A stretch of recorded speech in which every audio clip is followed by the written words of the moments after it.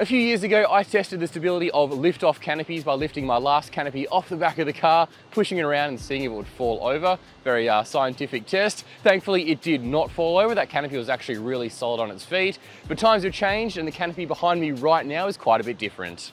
To start with, this canopy is actually quite short, so it's only 1.65 meters long, and that's about half a meter shorter than my last 2.1 meter canopy that used to come to around there. Now that's definitely going to have some impact on the stability because it has a smaller overall footprint. I demonstrated this in the last video by pushing poor Bianca over as she pretended to be a canopy, which in hindsight is probably why she didn't want to come and help out today now that I think about it. So if you'd like to see that demonstration or just Bianca falling over a couple of times, I'll link that video in the description down below for you guys to check out.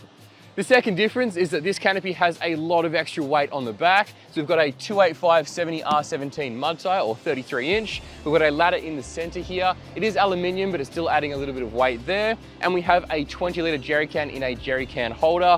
This jerry can is probably 80% full there. So yeah, whatever 80% of 20 litres is. And all that weight makes a difference because it's essentially outside of the canopy footprint. So it's already trying to off balance the canopy. And finally, we find the same thing happening on the front of the canopy too, with how much the rooftop tent and the awning overhangs. Now that might be also playing a factor in counterbalancing the weight on the back. We'll have to wait and find out. So with all that in mind, let's lift this canopy off and push it around.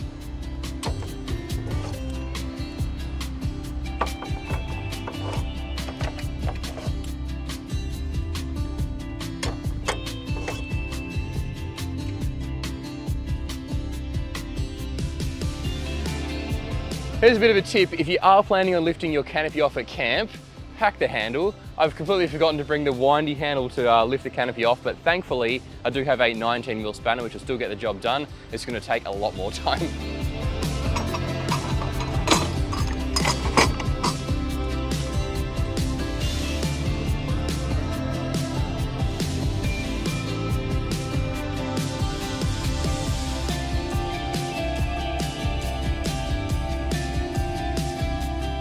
We have Liftoff. Now, I'm not gonna lie, it does feel a little bit strange to have the canopy lifted off on the beach. I'm not sure what these people driving by must be thinking, but anyway, here we are. Now, a lot of people do like to run straps between the legs of their Liftoff canopies to make them a little bit more rigid. As you can see, I haven't done that for this test here to try and keep it as, I suppose, like out of the box as possible, but do keep in mind there is some options available to you to make them more rigid if it's not up to your standards. So, first test is nice and simple. Literally just gonna push this canopy around and see what happens.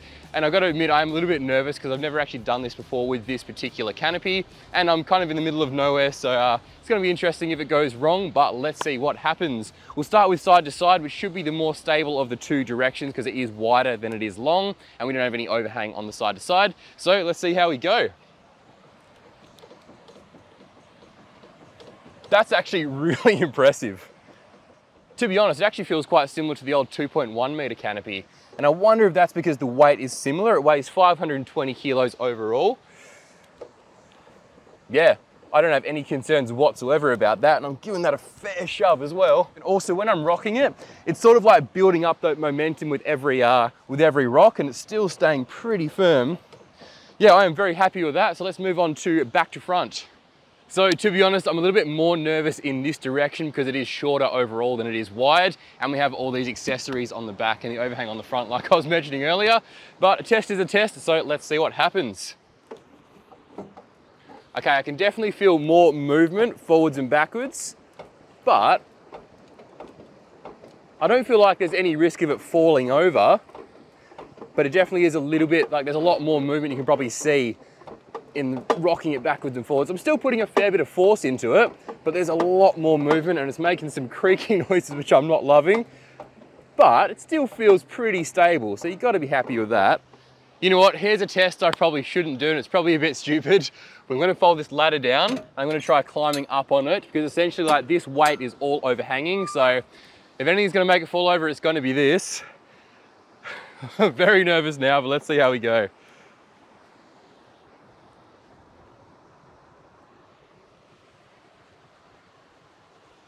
There we go. Wow, this feels wrong, but obviously it's working. There we go. On the ladder on the back of the canopy with it lifted off the back. If it can do that, that should be like speaking for itself in how stable this thing actually is. Yeah, happy. So if you're just using your canopy to kind of live out of, Don't mind the mess in here. You're gonna have no issues whatsoever with it on its legs, in my personal opinion. And with the experience I've had with my canopy today, even if it's windy or people are bumping into your canopy or slamming your drawers or whatever, I think it's gonna be totally fine, or at least this one seems to be in this particular scenario. However, I'd still treat the area underneath your canopy as a total no-go zone, especially when it comes to kids or pets. It's just not worth the risk. All it would take is one of these legs to fail or something out of the ordinary to happen, and the results could be pretty catastrophic.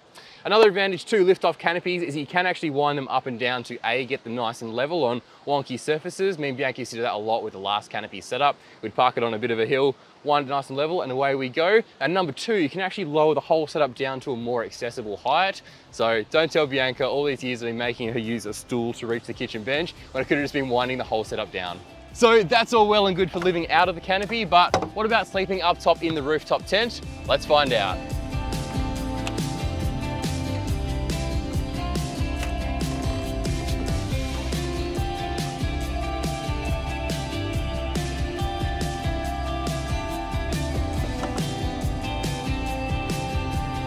And up we go. Now, not gonna lie, this does feel a little bit strange, and it's one of those things just based on my previous canopy experience. It feels weird the first time you do it, and the 10th time you do it, it still feels weird, but after about 5 minutes in the tent, you relax a little bit and it feels totally fine. And honestly, this is surprisingly stable. It's way more stable than I was expecting for such a short canopy. Rocking it from side to side, make up your own jokes there, it feels totally fine, even front to back. No issues whatsoever, really. I'm gonna get a lot of sand in here, but I can lay down pretty comfortably with no issues whatsoever. So there you go, rooftop tent test is another success.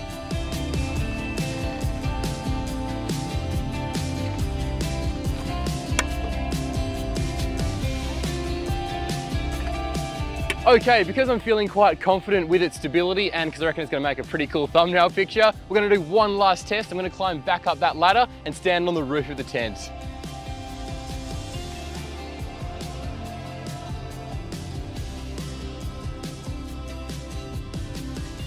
So I am standing on the rooftop tent on the canopy while it's lifted off. Feels extremely weird, but honestly, it's a rock steady. If I look a little bit cautious, it's probably because I'm a bit more worried about my own balance than I am about the canopy falling over.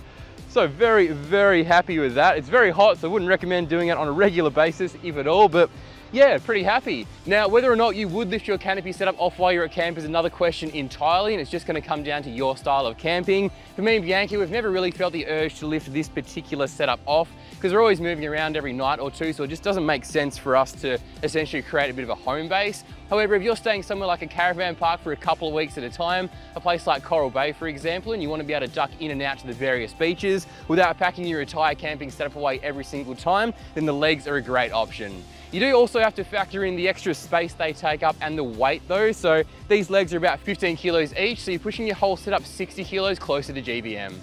Anyway, I hope you guys found that video interesting. I actually got the idea based on chatting to a bunch of you guys at the Perth 4-wheel drive show a couple of weekends ago, and a lot of you were asking how stable these shorter canopies were when they were on their legs. So I thought I didn't really have a good answer to that question, so why not make a video, put it through its paces and find out for sure. Also, massive shout out to everyone who came and said hi to both Bianca and I at the show. It honestly meant the absolute world to us, and it was just so nice to put some faces to the names of people who have been commenting and following the channel over the years. Remember, if there's anything you guys ever want me to test out, or just videos you want me to do on the channel, make sure you let me know either in the comment section down below or just via a message on Instagram so I can continue making the content that you guys want to see. Thank you so much for watching this video, and I'll catch you guys in the next one. Also, our Christmas giveaway is just around the corner, by the way, and this year's a big one.